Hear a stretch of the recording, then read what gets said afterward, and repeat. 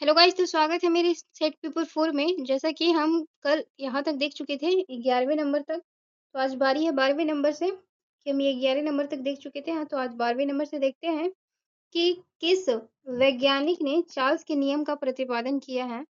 तो जो गैलुसाक हैं, वो जो है चार्ल्स के नियम का प्रतिपादन किए हैं, गैलुशाक। तो इसका आंसर ये लगा लेंगे कि गैलुशाक ने जो है वो चार्ल्स के नियम का प्रतिपादन किया है। 13 नंबर क्वेश्चन में चलेंगे। तो 13 नंबर क्वेश्चन कहता है कि बॉयल्स का नियम किस स्थिति में लागू होता है?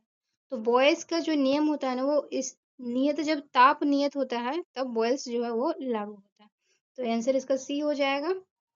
आगे बढ़ते हैं 14 नंबर क्वेश्चन पे कि आदर्श गैस नियम के अनुसार गैस का ग्राम अनुक आयतन कितना होता है? तो आदर्श गैस का जो गैस का ग्राम अनुनाक आयतन होता है वो 22.4 होता है। तो आंसर ए कर लेंगे। 22.4 लीटर होता है। तो आंसर ए हो जाएगा इसका। हम 15 नंबर क्वेश्चन पे देखते हैं कि एक एक क्या बोला, एक आदर्श गैस की तुलना में अति उच्च दाब पर वास्तविक गैस घेरती है। तो एक आदर्श गैस की तुलना में जो अति उच्च दाब पर वास्तव गैस घेरती है, तो ये कम आयतन पे घेरती है। तो इसका आंसर बी होगा कि कम आयतन पे वो घेरती है।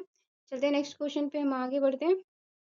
तो आते हैं दूसरे पेज में हम पहुंच चुके हैं। तो अब देखेंगे कि अब जो ये नंबर है, अब तक कितने जो है रासायनिक तत्वों की खोज की जा चुकी है? तो आपको पता हो कि 118 तत्व खोजे जा चुके हैं। तो इसका आंसर बी हो जाएगा। 118 तत्व खोजे गए हैं, तो आंसर बी हो जाएगा। ठीक है, आगे बढ़ते हैं और दूसरे नंबर क्वेश्चन पे चलते हैं। दूसरा नंबर क्या बोला है कि आवर सारणी में आधुनिक आवर सारणी के किस वैज्ञानिक द्वारा वर्गीकरण किया गया है? यानी कि आवर जो है, आधुनिक आवर सारणी का मतलब वर्गीकरण किस वैज्ञानिक ने किया है, वो पूछा गया है। तो इसका आंसर हम कर लेंगे, मेंडलीफ ने जो है आधुनिक आवर सारणी दिया है। तो इसका आंसर सी हो जाएगा।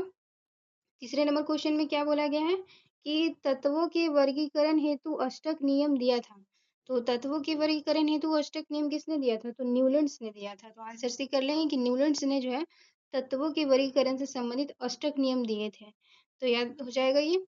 और आगे हम देखते हैं कि निम्नलिखित में से ब्रह्मांड में सर्वाधिक मात्रा में पाए जाने वाला तत्व है। तो बेहद इजी कि हाइड्रोजन जो है सबसे अधिक मात्रा में पाया जाता है ब्रह्मांड में। आप जानते होंगे हाइड्रोजन के सेलेन के बाद हीलियम बनता है। तो पांचवा क्वेश्चन क्या है कि भूपट्टी पर द्रव्यमान प्रतिशत रूप में निम्नलिखित में से कौन सा एक सर्वाधिक मात्रा में पाए जाने वाला तत्व है? तो ऑक्सीजन सबसे ज्यादा पाया जाता है भूपट्टी में। आप जानते होंगे ऑक्सीजन के बाद दूसरी कौन सी धातु पाई जाती है, वो आप चाहें तो कमेंट्स बॉक्स में बता सकते हैं। तो आगे बढ़ते हैं हम क्वेश्चन में, छठे नंबर क्वेश्चन पे कि दूसरी सर्वाधिक कौन सी पाई जाती है? तो आप मुझे बताइए कमेंट्स बॉक्स में। पहले तो ऑक्सीजन होती है। छठे नंबर पे क्वेश्चन पे देखते हैं भूपट्टी में ऑक्सीजन के बाद सबसे अधिक मात्रा में पाया जाने वाला, लीजिए आंसर मिल गया सिलिकॉन। तो ऑक्सीजन के बाद सिलिकॉन पाया जाता है, तो ये आंसर कर लेंगे। अब सातवें नंबर क्वेश्चन पे हम चलते हैं कि निम्नलिखित में से कौन सा मूल तत्व है? तो हीरा जो है मूल तत्व है। रेत जो है किसी न किसी मिश्रण से है, संगमरमर भी मिश्रण से, और शक्कर भी मिश्रण से। पर जो हीरा है एक मूल तत्व है। क्या है? मूल तत्व। आठवें नंबर क्वेश्चन पे चलेंगे। तो हीरे की जो खनिजीय बनावट में कौन सा तत्व विद्यमान है? तो हीरे की जो खनिजीय बनावट वो कार्बन से होता है। पता है कि हीरा जो है कार्बन का अपरूप है, तो इसका आंसर ये हो जाएगा, कार्बन। नौवां नंबर क्वेश्चन क्या कहता है कि विद्युत का सर्वोत्तम चालक विद्युत है। तो चांदी जो है वो विद्युत का सर्वोत्तम चालक धातु जो होता है वो चांदी होता है। तो आंसर इसका डी कर लेंगे कि चांदी जो है सर्वोत्तम होता है विद्युत चालक में। 10वें नंबर क्वेश्चन में हम देखेंगे कि वह अधात्विक तत्व जो विद्युत का सुचालक होती है। वो मतलब कि अधात्विक तत्व जो विद्युत का सुचालक है, वो धात्विक नहीं अधात्विक है। तो वो जो ग्रेफाइट होती है धातु होकर भी वो विद्युत का सुचालक होती है। तो आंसर इसका सी कर लेंगे, ग्रेफाइट कार्बन। 11वें नंबर क्वेश्चन में हम देखने वाले हैं कि अक्रिय गैसों का किस वर्ग का तत्व कहते हैं? तो अक्रिय जो गैस होते हैं वो शून्य वर्ग के तत्व होते हैं। इसका आंसर ये हो जाएगा कि ये शून्य वर्ग के तत्व है। फिर आगे हम बढ़ते हैं और भी क्वेश्चन पे। तो देखेंगे कि सबसे प्रबल क्या पूछा गया है? सबसे प्रबल जो है ऑक्सीकारक पदार्थ कौन सा है? तो इसमें फ्लोरीन जो है वो सबसे प्रबल होता है। फ्लोरीन को हम सबसे प्रबल ऑक्सीकारक कहते हैं। तो आंसर ए कर लेंगे। फिर देखते हैं 13 नंबर क्वेश्चन में क्या बोला है कि प्रकृति का सबसे हल्का तत्व लिथियम है, जानते होंगे। भारी तत्व कौन सा होता है वो कमेंट्स बॉक्स में आप मुझे बता देंगे कि प्रकृति का भारी तत्व कौन सा होता है, तो वो कौन सा होता है वो आप मुझे बताएंगे। सबसे हल्का तो मैंने बता दिया है, लिथियम। तो इसका आंसर बी कर लेंगे। 13वें नंबर क्वेश्चन पे सबसे भारी तत्व आप कमेंट बॉक्स में कमेंट करेंगे कि कौन सा सबसे भारी तत्व होता है। फिर देखिए 14 नंबर क्वेश्चन में कि क्या बोला गया, कौन सा अधातु है, धातु नहीं अधातु है जो द्रव अवस्था में पाया जाता है। तो आपको पता होगा कि ब्रोमीन जो है, ब्रोमीन वो अधातु होते हुए भी द्रव अवस्था में होता है, तो उसका आंसर एक कर लेंगे कि ब्रोमीन हो जाएगा, अधातु होते हुए भी द्रव अवस्था में है। 15 नंबर क्वेश्चन क्या बोलता है, 15 नंबर क्वेश्चन कहता है कि मिट्टी मिट्टी के तेल में रखा जाने वाला तत्व, तो आप बताइए कि मिट्टी के तेल में कौन सा तत्व रखा जाता है। तो आपको पता है कि सोडियम को हम मिट्टी के तेल में रखते हैं, तो इसका आंसर डी कर लेंगे कि डी हो जाएगा इसका आंसर। फिर आगे बढ़ते हैं कि कथन दिया हुआ है, कथन करना है। ये कथन है ए, रासायनिक तत्वों की आवर्त सारणी में इलेक्ट्रॉन बंधुता किसी वर्ग में सदैव ऊपर से नीचे की और बढ़ती है। ये कथन है। फिर कारण क्या, किसी भी वर्ग में परमाणु त्रिज्या सामान्यतः ऊपर से नीचे की ओर बढ़ती है, तो इसका आंसर हमको लगता है कि आर जो है कारण सही है। कारण क्या है, कारण सही है, देखते हैं। मैंने बोला ना कारण सही है, पर जो ये स्टेटमेंट दिया हुआ ए वो गलत था। क्या स्टेटमेंट था कि रासायनिक तत्व की आवर्त सारणी में इलेक्ट्रॉन बंधुता ऊपर किसी वर्ग में जो है सदैव ऊपर से नीचे बढ़ती है, नहीं ये गलत स्टेटमेंट है। पर जो ये आर स्टेटमेंट है ना वो सही है। आर में क्या बोला है कि किसी भी एक वर्गीय परमाणु त्रिज्या सामान्यतः ऊपर से नीचे की ओर बढ़ती है, तो ये सही बात है। तो हम इसका आंसर क्या करेंगे कि ए गलत है और आर सही है, तो डी इसका आंसर हो जाएगा। आगे बढ़ते हैं 17 नंबर क्वेश्चन पे, बेहद इंपॉर्टेंट क्वेश्चन है सब। रासायनिक तत्व में आवर्त सारणी के बारे में निम्नलिखित कथनों पर विचार कीजिए और बताइए कि इनमें से कौन सा कथन सत्य है। तो देखते हैं कौन सा कथन सत्य है। कि किसी भी आवर्त में अनुदिश आयनन विभव धीरे धीरे कम होता है, नहीं ये गलत बात है, नहीं होता है, मतलब होता ही नहीं है, ऐसा कोई ये नहीं है। आप डिटेल वाइज पढ़ना चाहेंगे तो मैं पढ़ा दूंगी। किसी भी तत्व में एक वर्ग जैसे जैसे परमाणु भार बढ़ता है उसकी इलेक्ट्रॉन बंधुता जो है वो कम होती है, तो ये बात सही है। किसी भी निर्दिष्ट आवर्त में जैसे जैसे परमाणु संख्या बढ़ती है विद्युत ऋणात्मकता घटती है, नहीं जैसे परमाणु संख्या बढ़ती है तो उसका जो विद्युत ऋणात्मकता होता है वो भी बढ़ता है, तो ये भी गलत है। तो सिर्फ ओनली टू जो है वो राइट है, तो इसका आंसर हम क्या लगा लेंगे कि ओनली टू हो जाएगा बी। ठीक है, फिर देखते हैं 18 नंबर क्वेश्चन पे क्या बोला है कि सबसे जो कम है, 18 नंबर क्वेश्चन, सबसे कम आयनन विभव वाला तत्व, तो सीजियम जो होता है जिसका सबसे जो आयनन विभव होता है वो कम होता है, सीजियम का याद रखिए। अब आयनन विभव आप जानना चाहेंगे तो कमेंट्स कीजिए कि बता दीजिए, मैं थोड़ी वीडियो बना दूंगी। तो देखिए सबसे कम आयनन विभव जो होता है वो सीजियम का होता है। रेडियम की खोज किसने की है, तो वो पता होगा कि पियरे और मैडम क्यूरी ने जो है मिलके रेडियम की खोज की, तो आंसर इसका ये कर लेंगे, पियरे और मैडम क्यूरी जो है वो रेडियम की खोज की है। चलते हैं आगे 20वें नंबर क्वेश्चन पे। हम 20वें नंबर क्वेश्चन पे आ गए हैं, तो देखेंगे कि निम्न में से कौन सा ऊष्मा का सबसे अधिक कुचालक है, यानी कि जिसमें ऊष्मा मतलब पारी नहीं होती, कुचालक है, चलता ही नहीं है, तो वो है पारा। आंसर क्या होगा, पारा हो जाएगा। फिर हम चलेंगे 21वें नंबर क्वेश्चन पे कि क्या बोला गया है कि एक तत्व में इलेक्ट्रॉन और न्यूट्रॉनों की संख्या अगर 18 और 20 है तो तत्व का द्रव्यमान संख्या क्या होगा। तो इलेक्ट्रॉन और न्यूट्रॉन को हम जोड़ देंगे और उसमें से घटाया जाता है प्रोटॉन को, पर यहाँ घटाना नहीं है, इलेक्ट्रॉन और न्यूट्रॉन को जोड़ देंगे 20 और 18 को, तो इसका आंसर जो हो जाएगा वो 38 सी हो जाएगा। चलिए 22वें नंबर क्वेश्चन में क्या बोला है कि तृतीय और चतुर्थ समूह के ऑक्साइडों के समान गुणधर्म होते हैं। तो पूछा जा रहा है कि जो ग्रुप होता है थर्ड और फोर्थ में उसमें क्या होता है, तो वो लोग क्षारीय और अम्लीय प्रकृति के होते हैं, ऐसा बताया कि आपको डिटेल थोड़ा सा और सारणी पढ़ना पड़ेगा। तो ये आंसर इसका ये हो जाएगा कि अम्लीय और क्षारीय, क्षारीय और अम्लीय होते हैं। 23 नंबर क्वेश्चन में हम देखेंगे कि क्या बोला गया है 23 नंबर क्वेश्चन में कि रासायनिक तत्वों की आवर्त सारणी में निम्नलिखित कथनों पर विचार कीजिए और बताइए कि कौन सा कथन जो है सत्य है। तो इसमें देखेंगे वही क्वेश्चन है जो यहाँ हम लोग देखे थे, तो इसमें भी है कि किसी आवर्त में अनुदिश आयनन विभव धीरे धीरे कम होता है, नहीं अनुदिश जो आयवन विभव होता है धीरे धीरे बढ़ता है, तो ये गलत है। किसी भी वर्ग में किस तत्व के किसी एक वर्ग में जैसे जैसे परमाणु भार बढ़ता है इलेक्ट्रॉन बंधुता घटती है, तो ये राइट है कि इलेक्ट्रॉन बंधुता घटती है कि किसी निर्दिष्ट आवर्त में जैसे जैसे परमाणु संख्या बढ़ती है विद्युत ऋणात्मकता घटती है, नहीं विद्युत ऋणात्मकता भी बढ़ती है। क्वेश्चन हम लोग पहले भी कर चुके थे, तो इसका भी आंसर हो जाएगा। याद तो हो गया कम से कम, डबल बार क्वेश्चन आ गया। तो अब देखते हैं कि हेलोजन में जो है हेलोजन में सर्वाधिक अभिक्रियाशील होता है, तो हेलोजन जो ग्रुप होता है ना उसमें जो फ्लोरीन होता है वो सबसे अभिक्रियाशील होता है, तो इसलिए इसका आंसर ए हो जाएगा फ्लोरीन।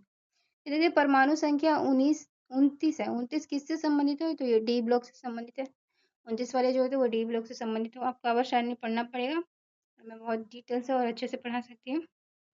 ये भी वही क्वेश्चन है कि जो रासायनिक तत्व की आवर्त सारणी में इलेक्ट्रॉन बंधुता किसी वर्ग में सदैव ऊपर से नीचे की ओर बढ़ती है, तो ये गलत था। और जो रीज़न था कि एक वर्ग में परमाणु त्रिज्या सामान्यतः नीचे से ऊपर बढ़ती है, तो आर सही होगा, यानी कि डी आंसर सही होगा। चलते हैं आगे क्वेश्चन में। आगे क्वेश्चन क्या है देखते हैं कि बताया गया है कि निम्नलिखित में से कौन सा जो है धातु कठोरतम है।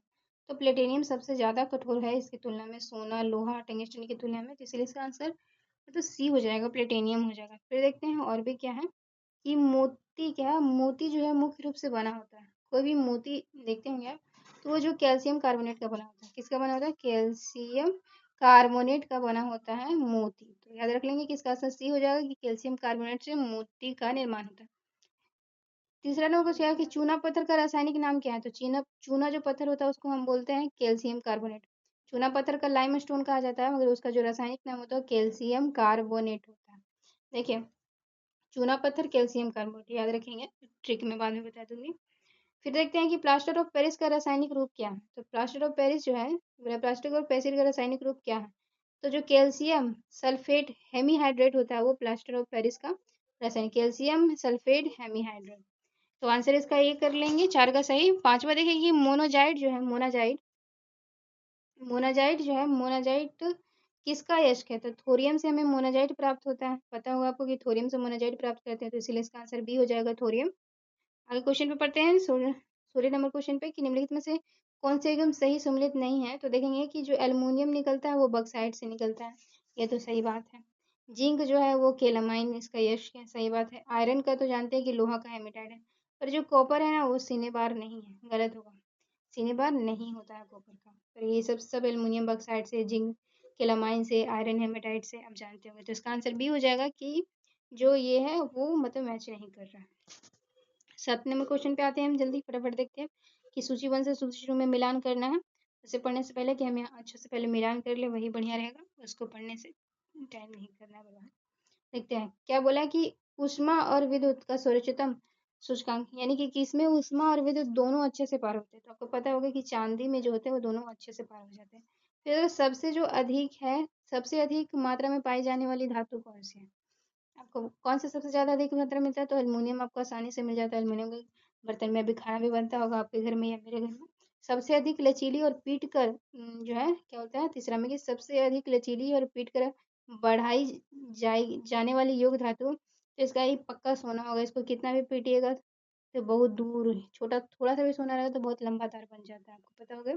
ऊष्मा का जो है न्यूनतम संचालक किसमें होता है, तो सीसा में होता है। आपको पता है कि सीसा जो है उस ऊष्मा का न्यूनतम संचालक, यानी एक तरह से कुचालक होता है, इसीलिए यहाँ पे न्यूनतम शब्द लगाया। तो इसका आंसर हम डी कर लेंगे, तीनों सही है। चलते हैं क्या बोला 8 नंबर क्वेश्चन में कि शुद्ध सोना कितने कैरेट का होता है। तो 24 कैरेट का होता है शुद्ध सोना। भैया दीजिए, आज 18 नंबर तक देखेंगे पूरा, तो हम देखते हैं कि जो 8 अब 9 में क्या बताया गया है कि निम्नलिखित में से क्या बोला है, निम्नलिखित में से निम्न में से किस एक में सिल्वर चांदी नहीं होता है। तो जो लूनर कास्टिंग होता है उसमें चांदी होता है, ये लूनर कास्टिंग या horn silver, Ruby silver, silver सब में सिल्वर होता है, हॉर्न सिल्वर में, रूबी सिल्वर में, लूनर कास्टिंग में, इसे सब फॉर्मूला मैं आपको पढ़ा दूंगी, सेट प्रैक्टिस के पीछे है। आप चाहेंगे तो ये पीडीएफ मुझसे ले भी सकते हैं बिल्कुल मुफ्त में, और पढ़ सकते हैं, रिवीजन कर सकते हैं। तो ये जो जर्मनी सिल्वर है ना, जर्मनी सिल्वर, जर्मनी सिल्वर में सिल्वर नहीं पाया जाता है। आगे बढ़ते हैं, आगे क्वेश्चन में देखते हैं 10 नंबर क्वेश्चन पे क्या बोला है क्वेश्चन कि निम्न धातुओं में से कौन सा सामान्य ताप पर द्रवस्था में पाया जाता है। तो पारा जो होता है वो सामान्य ताप पर द्रवस्था में पाया जाता है, याद रख लेंगे पारा। फिर चलते हैं आगे 11वें नंबर क्वेश्चन पे, निम्न निम्न में से कौन सा जल के साथ बिल्कुल अभिक्रिया नहीं करता। तो जो आयरन है वो भी अभिक्रिया करता है, मैग्नीशियम भी करता है, एल्युमिनियम भी करता है, पर लेड जो है जल के साथ अभिक्रिया नहीं करता। कौन से धातु जल के साथ अभिक्रिया करते हैं नहीं करते हैं वो भी आप पढ़ सकते हैं। देखते हैं और भी आगे क्वेश्चन में क्या है कि लोहा जो है, लोहा जिससे प्राप्त किया जाता है। तो आपको पता है कि लोहा किससे प्राप्त करते हैं, हेमेटाइट से प्राप्त करते हैं, जिसकी खान नोवा मुंडी खान में हेमेटाइट प्रकार का लोहा पाया जाता है, और वहीं से हम लोहे की प्राप्ति करते हैं। 13वें नंबर क्वेश्चन में क्या बोला है कि उनमें से किस पदार्थ में विद्युत चालकता सर्वाधिक होती है। तो चांदी की विद्युत चालकता सर्वाधिक होती है, तब से हम लोग पढ़ रहे हैं। 14 नंबर क्वेश्चन क्या बोलता है कि किस धातु कर्म प्रक्रिया के अंतर्गत धातु निश्चित अवस्था में पाई जाती है, तो उसे क्या कहते हैं। धातु कर्म यानी कि धातु निकलने का जो प्रोसेस होता है ना, उसे कहते हैं। तो उस निश्चित अवस्था में पाया जाता है तो उसे हम प्रगलन कहते हैं। क्या कहते हैं? प्रगलन। ए आंसर होगा, प्रगलन कहा जाता है उसे। ये रोस्टिंग भी आप जानते होंगे कि रोस्टिंग क्या होता है, यानी कि भंजन जो होता है वो क्या होता है, भंजन। कैल्सिनेशन भी और झाग फोर्थ फ्लोटेशन भी जानते होंगे। पर ये जो धातु कर्म की प्रक्रिया के अंदर धातु निश्चित अवस्था में पाई जाती है उसे हम प्रगलन कहते हैं। तो ये आंसर कर लेंगे, 15 नंबर में देखने वाले हैं। लेकिन में से कौन सा धातु के क्षयकरण के में आवश्यक है? तो धातु के क्षयकरण में आपको ऑक्सीजन तथा नमी रहेगी तो धातु का क्षयकरण जल्दी हो जाता है। हवा में किसी भी धातु को देखते हैं कि ऑक्सीजन और नमी के कारण उसका क्षयकरण होता है, तो ये आंसर इसका बी हो जाएगा। और आगे चलते हैं 16 नंबर क्वेश्चन पे कि इस्पात स्लेग निम्नलिखित में से किसकी सामग्री से हो सकता है? तो इस्पात जो स्लेग होता है वो किससे होता है? तो देखेंगे इसका आंसर डी होने वाला, 1 2 3 यानी कि सड़क, आधार सड़क के निर्माण से भी आप इस्पात स्लेग का निर्माण करते हैं। कृषि मृदा के सुधार के लिए भी इस्पात स्लेग का यूज किया जाता है। सीमेंट के उत्पादन के लिए भी आप इस्पात स्लेग यानी कि स्टील स्लेग का उपयोग कर सकते हैं। तो इसका आंसर तीनों होगा, सड़क के लिए भी, कृषि के लिए भी और सीमेंट के लिए भी। इसका आंसर आप डी कर लेंगे, 1 2 3। अब आते हैं नेक्स्ट क्वेश्चन क्या है। नेक्स्ट क्वेश्चन है कि ये 17 होना चाहिए था, छूट के लगता है। स्टेनलेस स्टील बनाने के लिए लोहे में क्या मिलाया जाता है? तो स्टेनलेस स्टील बनाने के लिए लोहे में क्रोमियम और निकेल मिलाया जाता है। क्रोमियम और निकेल। देखिए स्टेनलेस स्टील, स्टेनलेस में देखिए स्टेनलेस जो स्टेनलेस लिखा हुआ ना, इसमें न भी है तो इसे निकेल याद रख लेंगे। और स्टेनलेस न, उसमें निकेल है। और स्टेनलेस स्टील तो क्रोमियम भी है। इस तरह से याद रखेंगे, डी इसका आंसर होगा। 18 नंबर पे देखते हैं कि चिली साल्ट पीटर का रासायनिक नाम क्या है? बेहद इम्पोर्टेंट, दरोगा के एग्जाम में भी पूछा गया है, बिहार पुलिस के एग्जाम में भी पूछा गया है, और बिहार एएसआई का एग्जाम दी थी उसमें भी पूछा गया है। तो इसका आंसर क्या होने वाला है? सोडियम नाइट्रेट को जो है वो चिली साल्ट पीटर का रासायनिक नाम क्या होता है? तो वो सोडियम नाइट्रेट को हम चिली साल्ट पीटर कहते हैं। तो आज छोटा सा ये आज सेशन यहीं तक रहेगा। अच्छा लगे तो जरूर सेशन को लाइक कीजिएगा दोस्तों। मैं सारा सेट पूरा कर दी। ये केमिस्ट्री का क्वेश्चन है ना, फिजिक्स भी करवा दूंगी, बायो भी करवा दूंगी, सारा मैं अच्छे अच्छे क्वेश्चन करवा दूंगी। आप सिर्फ इस चैनल से जुड़िए और देखिए कि कितना अच्छा क्वेश्चन आपको मिलता है। सेशन को जरूर लाइक कर देंगे। Thank you sir.